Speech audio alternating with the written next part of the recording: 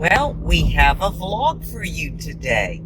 We are on our way to Hilton Head Island. It is December 3rd, and oh my gosh, look, I am in a tank top, shorts. It's 80 degrees. It's about 11:30, and the sun is out. The sky is so blue. I mean, my goodness. Is there any other better way to live than this? No. I got my driver with me. Let me turn the camera a little bit. Hopefully you can see him. Hi guys, good morning. So if you want to see what we're going to show you on Hilton Head Island, stay tuned.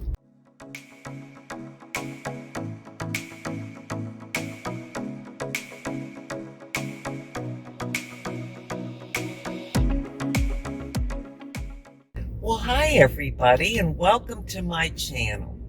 As I said, we're on our way to the island, and we're going for a purpose. And I'm going to let Dave explain to you what we're going to see, and hopefully I can film a lot of it and show it all to you. So Dave, tell them why we're going. We're going to the island this morning because there's a festival that takes place once a year, and it's called the GULLAH Festival. And the GULLAH, isn't it a culture or something? it is. It's African Americans who, gosh, have been on the island since the early, 1700s. And it's really fascinating because they've retained a lot of their culture, their language, their arts, their music, their dance, And their food. and their food. Yeah. So it's pretty fascinating. We're excited to go check it out. It's going to be in a place called Festival Park on the island, which is pretty recent. I think the last 2.5 years or so they built it, and it's supposed to be really beautiful. So I'll enjoy seeing that, walking around and checking all that out. Yeah, and it's such a gorgeous day to be outside. Oh, I couldn't even imagine trying to stay in on a gorgeous day like this. No way. And the GULLAH, has anybody ever heard of that? I hope I'm pronouncing it correctly. That's the way I pronounce it, but we'll tell you more about it when we get there. But have you ever heard of that? I think they make baskets and they do their own dances and Yep. things like that. They have different foods than what we would eat. And I'm just excited to learn about it, see everything. Yeah, it's really important that, they're maintaining their culture. Yeah. And that's what makes it so interesting to me anyway, because I love history. But yeah, they're maintaining their culture. They're trying to retain their language, which is a blend. It's a blend of American, African, and French, Creole. Oh, I didn't know that. Mm-hmm. So anyhow, when we get there, we'll show you around, and we're just going to head down the road, cross over the bridge, and get on to the island. Absolutely. We are heading over the bridge. I hope you can see the water on the left and the right. Turn the camera a little bit. Is that the Intercoastal Waterway, or what is Not that? this one yet. This is Okay. just one of the rivers. Oh, okay. The next bridge we cross over is the Intercoastal Waterway, which goes all the way down to Florida. Oh, wow. A lot of people take that in their boats, so they don't have to go out into the ocean. They just go down the Intercoastal Waterway. Now, I might be able to do something like that. I wouldn't want to be out in the ocean going to Florida, but... You see both sides, So this is it, right? Yeah, that's the Intercoastal Waterway. All right, we're going over the bridge. Look to the right. Hopefully you can see that water. I can't twist my camera far enough, but that's the Intercoastal Waterway. And they have a lot of restaurants right over here as soon as you cross over the bridge that are really nice seafood restaurants. The boats bring their daily catches right into the restaurants so that the restaurants can buy the shrimp, oysters, fish, and then they, of course, freshly prepare them and cook them for dinners. I don't know if you saw that, but we just passed the sign that said, "Welcome to Hilton Head Island." So by crossing the bridge, we are now on the island. The interesting thing about Hilton Head Island and the way they originally designed it, and I guess what the right word would be, how they decided to make it and put the hotels and all the different housing developments, is you don't see them from the road. So really from the road, all you see is just greenery. And it's funny how you think of an island, you think, well, as soon as I get it to the island, it'll be ocean everywhere. You know, you can see it. But that's not true here. You have to get off the main path and then take several different roads in order to get to these beaches that they have. And the beaches are all named differently. There's Coligny Beach, there's Burks, Foley Beach. I think there's 12. I think so. But I can't remember all the names. So it makes it kind of nice. And it's not real commercialized like Myrtle Beach is, so that, you know, you don't see all the commercialization with the stores and the shops and all the other things that most beaches have. You don't find that at Hilton Head. Hilton Head is just a more laid-back, family-orientated vacation spot. Well, it's that way even in Bluffton, which is the town we're in, which is right before the bridge. Everything is back off the road and hidden. Yeah. So a lot of people complain when they come here because you can't find anything. We could. Yeah, you can't find any of the stores. They don't allow the advertisements from the stores, like the billboards or signs and that, right up to the road. So you drive past, it looks like a clump of trees, but back in there is a big shopping plaza. So it makes it kind of hard to find things. One thing I really love about this area, most beaches, as you're driving into the beach area or onto the island, the road that leads to the beach, all you see is concrete or buildings and stores. Billboards. And everything is so green here. I mean, there's just trees.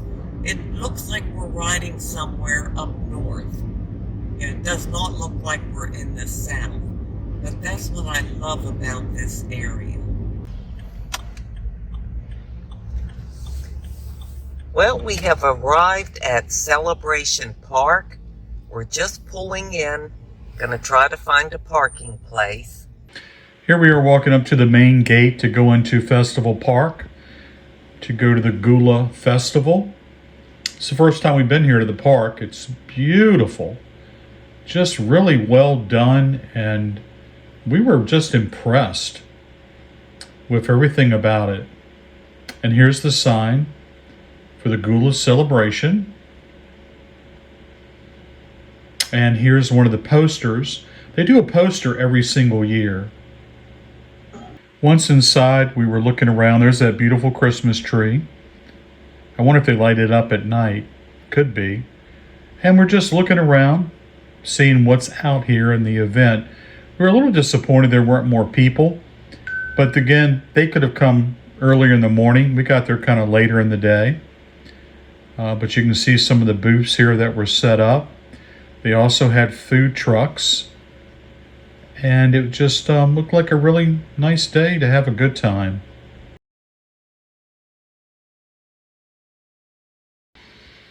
Here's Sheila. She's walking down in front of me. There was live music, and there was a guy on stage performing.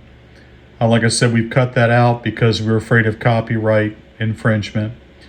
But he was having a great day. Boy, he was one heck of a dancer. He was so entertaining to watch.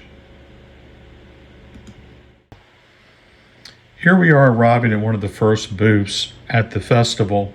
Because of copyright infringements with music, we could not play the music, so we decided to cut it out and we're just going to do voiceovers on this. This first booth was a woman who makes baskets and other things from sweetgrass, and she's 79 years old. She's been doing it for 60 years, so since she was 19, she's been making baskets. Her mother taught her how to do it. She obviously, you can see, just gets extreme joy out of doing this. And it's expensive. I mean, her baskets and other things that she makes, they're not cheap. But how do you put a price on such amazing quality? But Sheila loved talking to her. She was a very sweet lady. And she was saying how the younger kids just aren't interested anymore in doing these types of things. But we really enjoyed the time that we spent with her and seeing how much she loves what she does.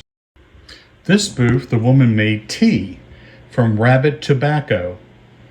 And I asked her about it, and she said that it's something that they've been doing for generations. It's a plant that they take it and they steam it and boil it, and then they add honey to it. And she said that they've been drinking it, of course, for generations, but also during the pandemic. And not one single person has gotten COVID, and none of them got vaccinated. So it was very, very interesting to speak to her and learn about how they make this tea. This booth sold beautiful handmade clothing, and the colors were just phenomenal. I mean, look at these colors. And they just didn't even look real. They were so beautiful. And Sheila, of course, had a great time. She loves clothes, as we know. So she spent quite a bit of time in this booth, walking around, looking at all the merchandise that they had.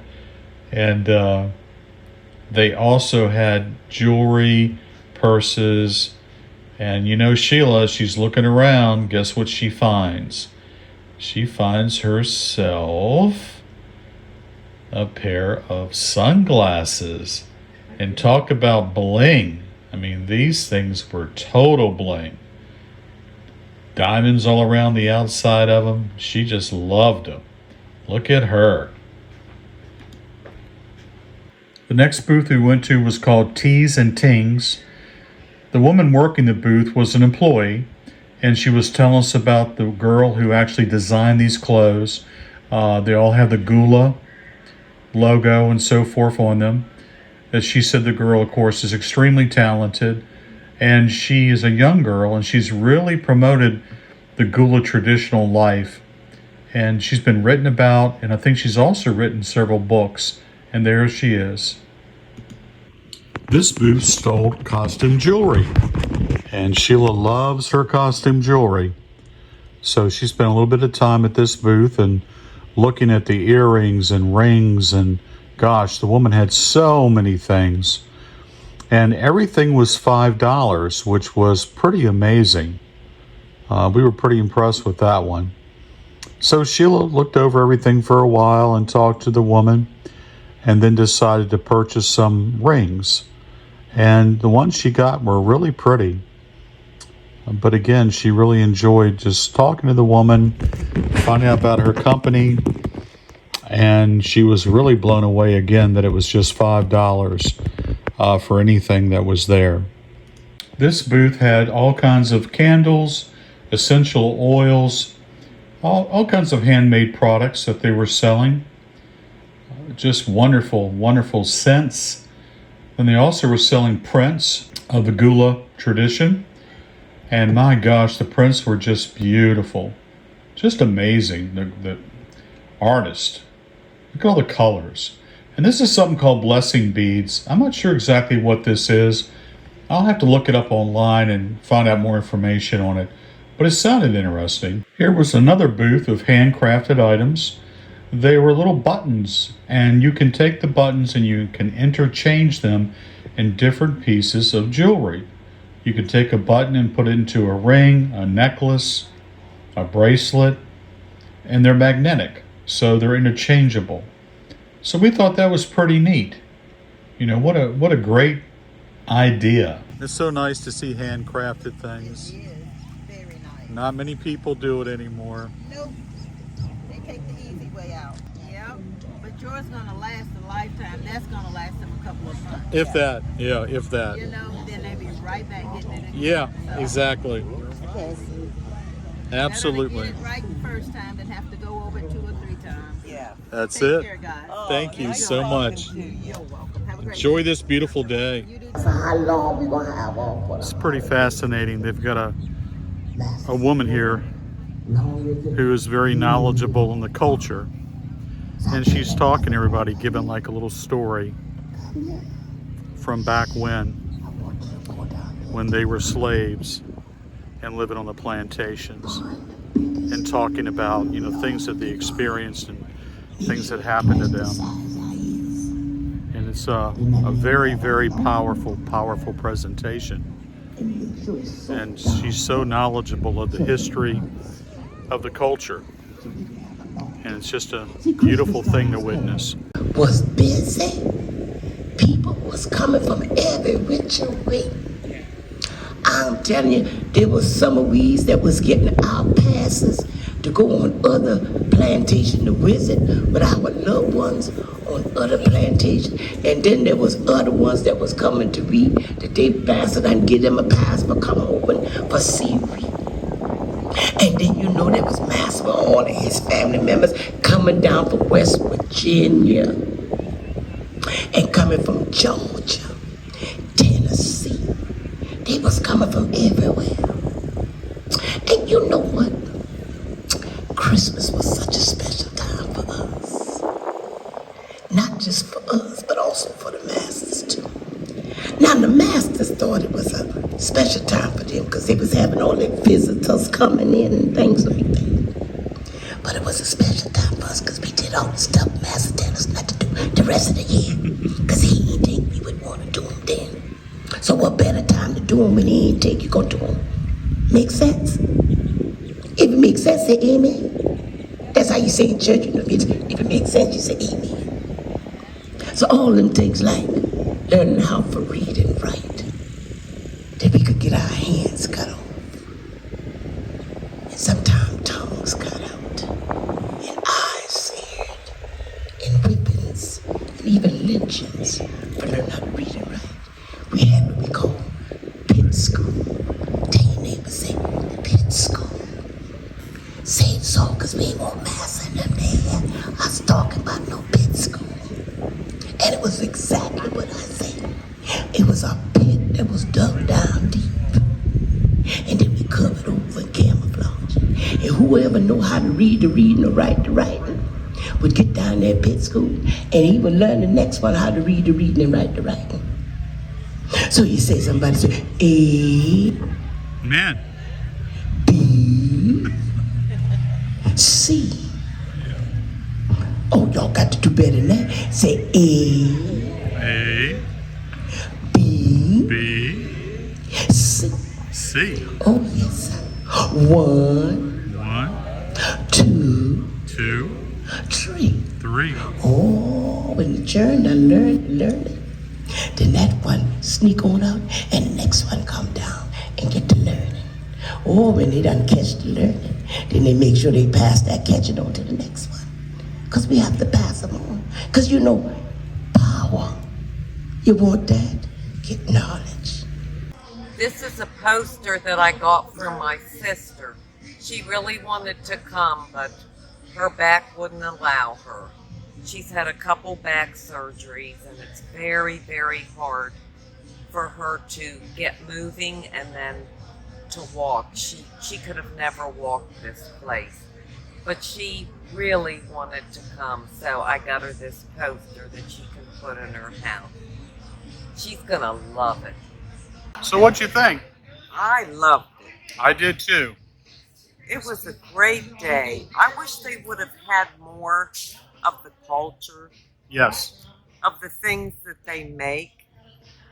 But wow, it was just incredible. It really was, especially the one woman who was just doing an oral history of her culture in story form. Yeah. That was really powerful. I guess this goes on throughout the day as far as, you know. It does. It lasts till 3 or 4. Yeah, because they mentioned something about another speaker was going to come on in a little while. And we found out it's called Gullah. Yeah, Gullah. I kept Gullah. saying Gullah. Yeah, it's Gullah and Geisha. Gishi. Gishi? Yeah, Gishi. Okay, Gullah and Gishi. Well, that's the end of our vlog and our day. It was a wonderful day. Sorry we didn't take you to the beach. It was right there, but the day got long and I got tired. Yeah, we are ready to go home. So now we're going to leave you with an inside beauty tip.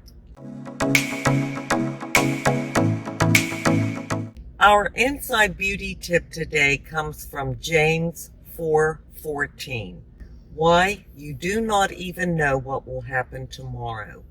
What is your life? You are a mist that appears for a little while and then vanishes. What do you got to say about that, Dave? When we were there today at the festival, it kind of hit me, and I was thinking about it, how, you know, as we get older, our world starts to shrink, smaller and smaller. And I think the more time that goes by, and we don't venture out, and we don't try things, and we don't do things, it just becomes so small.